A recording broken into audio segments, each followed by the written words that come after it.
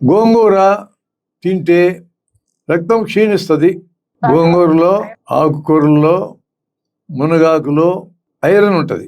Iron అంటే రక్తం పెరగడానికి తోడ్పడే పదార్థం. హిమోగ్లోబిన్ అనే దాంట్లో హీమ్ అంటే రక్తం పెరిగే ఐరన్, గ్లోబిన్ అంటే ప్రోటీన్.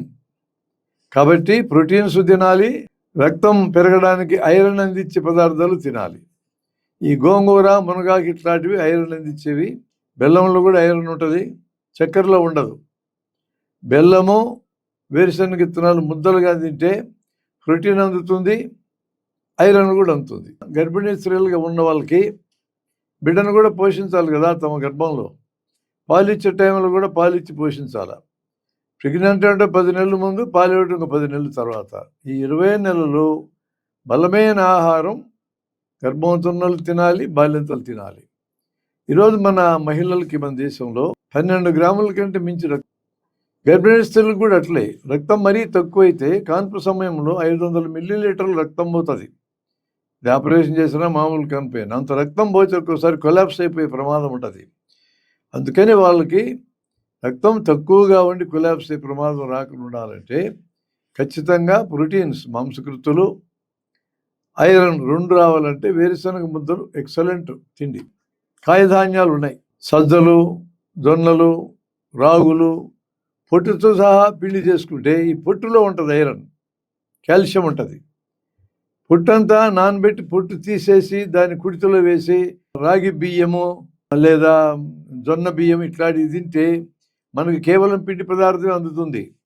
అటు కాకుండా పొట్టుతో పిండి చేయటం, రొట్టెలు చేసుకొని తినడం ఉత్తమమైన పద్ధతి.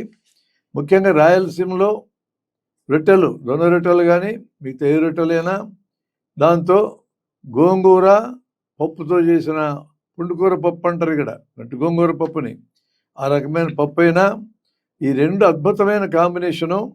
ఇవి 2 ఉంటే ఎన్ని రోజులైనా బతకొచ్చు. ఇక్కడ లోకల్గా పండేవి, తేలిగ్గా దొరికేవి, ఖరీదు తక్కువ ఉండేవి.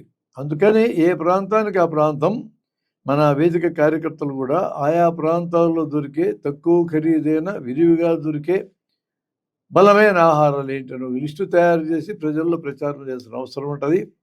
ఇక్కడ రాయలసీమకు ఒక ప్రిస్క్రిప్షన్ చెప్పారు. వేరుశనగ ముద్దలు కానీ లేదా జొన్న రొట్టె పప్పు కానీ. ఇదివరకు ఒక రాజకీయ నాయకుడు ఎస్వీ రెడ్డి అని దాదాపు 20 ఏళ్ళ క్రితం ₹1 రొట్టె, ₹1 పప్పు 1 ఏడాది పాటు అమ్మాడు. జొన్నలు బాగా పండిన రైతులకి ఎట్లా అమ్ముకోవాలో అర్థం కాలే, మొత్తం జొన్నలు కొనేసినాడు ఆయన. మరి ₹1 రొట్టె, ₹1 పప్పు ఇస్తే నీకు నష్టం వస్తే కదన్నా అని అడిగినా నేను. ఏమి రాదు డాక్టర్, నాకు 10 పైసలు మిగిలితే ఒక రొట్టె మీద అన్నాడు ఆయన. నేను పండగలు ఇట్టాడి జరిగితే కూడా లారీకి వేసుకొని వచ్చేవాడు. ఒక 2 రొట్టెలు 6 పప్పులు అంటే ₹8 తింటే రాత్రి దాకా నీకు ఆకలే కాదు. అంత అద్భుతమైన తిండిని ఆయన ప్రచారం చేశాడు. ఆ టైంలో నేను ఒకసారి ఢిల్లీ పోతే అక్కడ గోపాల్ అని ఒక ఆయన న్యూట్రిషనిస్ట్, కేరళ నుంచి వచ్చిన ఆయన. నేను కర్నూలు అనగానే, మీ కర్నూలుకి అద్భుతం జరుగుతుంది మీకు తెలుసా అన్నాడు. చెప్పండి సార్ అన్న. ఇప్పుడు ఈ స్టోరీ అంతా చెప్పి చాలా అద్భుతమైన కార్యక్రమం చేస్తున్నాడా మీ ప్రాంతంలో ఒక రాజకీయ నాయకుడు, ఇప్పుడు ఏడాది నుంచి చేస్తున్నాడు అని చెప్పి ఆయన కూడా గుర్తించినాడు దాన్ని.